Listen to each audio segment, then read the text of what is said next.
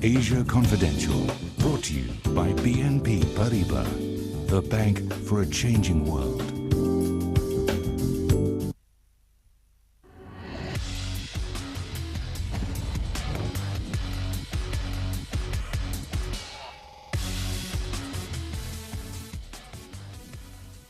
Welcome back. Well, with Sri Lanka's civil war over, the government is now trying to revive one of its key industries, tourism. A problem, there aren't enough hotel rooms. So it's tempting investors to make the trip over first and build boutique hotels. Bloomberg's Jason Bellini went down there to check out what's on offer. Jason, what did you find? Well, I'll show you what I found, and you'll forgive me if I make you a little bit jealous. This was quite an assignment, but you can see that there really is a temptation here if you visit Sri Lanka to say, hey, why not set up shop? Why not create my own boutique hotel? Check it out. I'm a very lucky man. Lucky indeed. Jeffrey Dobbs, a retired Hong Kong publisher, is now in the boutique hotel business. His most enviable property is the one he lives on himself several months a year, Taprobane Island. It's named after the old Greek word for Sri Lanka, and it's located on the southern coastline of the mother island near the town of Galle. What is it like to own your own island? It's fantasy. People can escape from the real world. It's called, in fact, the Count de Mornay, who used to own it, called it the Isle of Dreams. When Dobbs himself isn't staying here, you too can rent the dream for around $1,000 a night. During low tide, you can walk your way to Taprobane Island, but during high tide, you got to take one of those little boats over there. When you wade across that water, you feel that you've left reality and you come into this fairy tale sort of place with its nooks and crannies. What does that buy you? 5 bedrooms, no two are the least bit alike, 6 staff to serve you, an infinity swimming pool. There's nothing between here and the South Pole. And bragging rights. The singer Sting once stayed here, as did Kylie Minogue. Dobbs has owned the Taprobane for the last 15 years. The house was built in the 1920s by an exiled French count. So once you got the count's house, what did you do with it? What renovations did you make? How did you turn it into this? He had it. There were no internal walls. It was just sort of crepe de chine curtains and things. And even now, I mean, when you look behind me in the center of the hall there, you had a 360-degree view of the sea, which was amazing.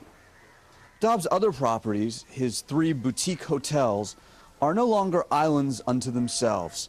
They're among the first of a growing number of hotels catering to a growing category of traveler. I think when many people think of Sri Lanka, they think about the war, they think about the tsunami. They're not thinking luxury, decadence. What type of traveler does a hotel like yours attract? On the whole, there are 2 types of people who lead tourism. One is the backpacker, who discover the places before other people, and the other people are independent travelers who have a lot of money and they have a sense of adventure and they want to go to these places before, in inverted brackets, they're ruined, but they also want their comforts. Now, I think the small hotels fill that. Casa Colombo, in the country's capital, Colombo, tries to pry away business travelers who'd otherwise stay at the international chain hotels. By implementing all of these boutique properties, it has made it that much more easier to attract a totally different segment and a different market as well.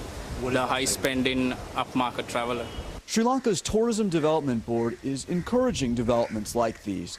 It's offering to help investors navigate the bureaucratic waters. Their goal is to help develop another 15,000 rooms in Sri Lanka by 2016. The goal is to be able to attract and accommodate 2.5 million tourists per year. From an investor's perspective, what are the opportunities like right now in the small boutique hotel business? Well, certainly it's a booming business. I mean, I was sort of the first kid on the block, as it were. There are a lot of small hotels opening. I think people are getting tired of the large hotels. I think people want more privacy. They want to feel that they're being pampered, that there's a certain amount of exclusivity. There's a lot of opportunity, and if you compare it to the rest of Asia, There's remarkable, it's remarkable value for money. The war between Sri Lanka's Sinhalese majority and Tamil minority ended last May. On the east coast of Sri Lanka, the post-war adventures are just beginning. On the beach in front of a resort, locals dominate the sand. This used to be part of the danger zone. Before, we couldn't come. That's the first time on the east part. But owners of the Tangerine Hotels group look forward to this becoming a tourist mecca. All the hotel players are going to be developing the properties in Trincomalee. More than 80 applications have been taken in for allocation of land in the new tourism development zone. This is not an easy place to get to for a traveler. You've got to really want to get here. The roads are not good. You know, if people want an ordered society, they should actually stay in Europe or America. But people come here for chaos. So to a certain extent, they have to put up with the inconveniences. But certainly, the roads have to here get better. And in fact, domestic air transport is the first thing that needs to be improved. I mean, at the moment, there's one private helicopter, and that's it. Only one private helicopter, which only seems sad once you spend a little time, more likely a lot of time, stuck in traffic here. Getting from the airport in Colombo to Galle in the south is a journey, one the government is trying to abbreviate with a multi-lane coastal highway. But that's still a few years away. Whenever I go down the Galle Road, I just think, you know, that really gives you a flavor of what this country is about. The flavor you get within the confines of one of Dobbs' boutiques is a translation of the tastes of the owner, a man with a flair for turning a tsunami-stricken former war zone into a foreigner's fantasy.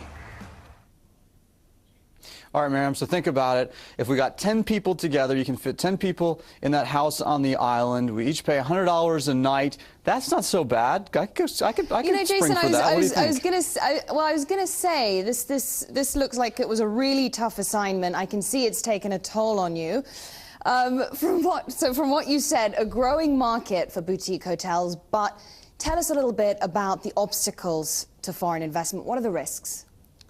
Well, in developing countries, the risk is always dealing with the bureaucracies, dealing with a lot of the inefficiencies that you have in these countries. You know, there are promises to build more roads, but oftentimes it takes a lot longer than anticipated. So there's a lot of unknown unknowns when you get into these ventures. And also, you know, these goals are pretty lofty that the government has in terms of what they want to do in terms of tourism. So we'll just have to see what happens going forward. Well, Jason Bellini, thanks so much for that.